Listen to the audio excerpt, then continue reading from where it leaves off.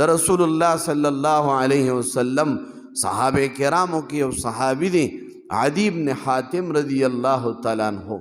دا د خپل قبیله سردارو د مشهور چې کوم سخی تیر شوی دی په عربو کې هغه حاتم طایی دا غزویو.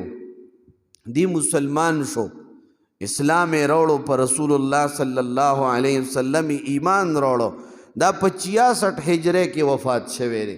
د هجرت په شپږ شپېتم کال باندې 66 سال باندې حضرت عدی بن حاتم رضی الله تعالی عنہ وفات شوی دی. مدینه منوره چې کله هجرت وشو د هغې نه شپږ شپېته کاله بعد. عدی بن حاتم ګور عرب دی او پلار یې هم عرب دی، نیکه هم عرب دی، بلکې د عربو د یو قبیلې سردار دی. او د قرآن آیت چې کله راغی، په قرآن کې الله تبارک وتعالی آیت راولېږه چې کله د رمضان روجې فرض شوې نو ابتدا کې په رمضان په روجو کې پشمنې نه و، بلکې د ماښام ماسخوتن چې کله خلکو به مونځ وکړو یا یو سړی به د مونځ نه مخکې وده شو او به دی به وده شو، د ده روژه به شروع شو. که دی به بیا د شپې هر ټیم راپاڅېده، که د شپې به راپاڅېده او که سهار به راپاڅېده، خو چې دی به وده شو نو د ده روژه به شروع شوه، پشمنې پکې نه. نو بیا الله تبارک وتعالی اسانتیا وفرمایله او وی فرمایل وکلوا واشربوا حتی یتبین لکم الخیط الابید من الخیط الاسود من الفجر. تاسو خوراک څښاک کوئ تر څو پورې حتی یتبین لکم الخیط الابید، تر دې چې واضح شي تاسو ته سپین تار د تور تار نه. مراد په آیت کې سو د مشرق طرف ته چې کوم د صبح صادق او د صبح کاذب رڼا او تیاره ده، چې د مشرق طرف ته کله سبا کېږي او صبح صادق راشي نو یو تار ده، یو پټه د تیری وي او یو د رڼا وي، یو د صبح صادق رڼا ده، یو د صبح کاذب او د شپې تیاره ده. نو الله فرمایل چې تاسو د صبح صادق پورې تاسو خوراک څښاک کوئ، چې تاسو ته واضح شي سپینه پټه سپین تار د تور تار نه. عدی بن حاتم رضی الله تعالی عنہ ګوره د معلم نه دا آیت لا نو زده کړی، د رسول الله نه نه دی زده کړی. پلار عربو، نیکي عربو، د عربو د قبیلې سردارو، بد دی وی چې عربی کې خود دې دغه مطلب دی.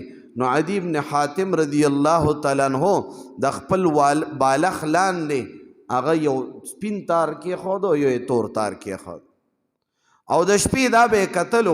نو چې کله به ورته د سپین تار او تور تار کې فرق واضح شو تیاره کې چې یاره اوس ښکاري چې دا سپین تار دی او دا تور تار دی، نو بس پشمنې هغه وخت به ختم شو، روژه به یې شروع کړه. داسې یې کول. رسول الله صلی الله علیه وسلم ته خبر وکړو، هغه ته وویل د الله رسوله زه خو داسې کوم.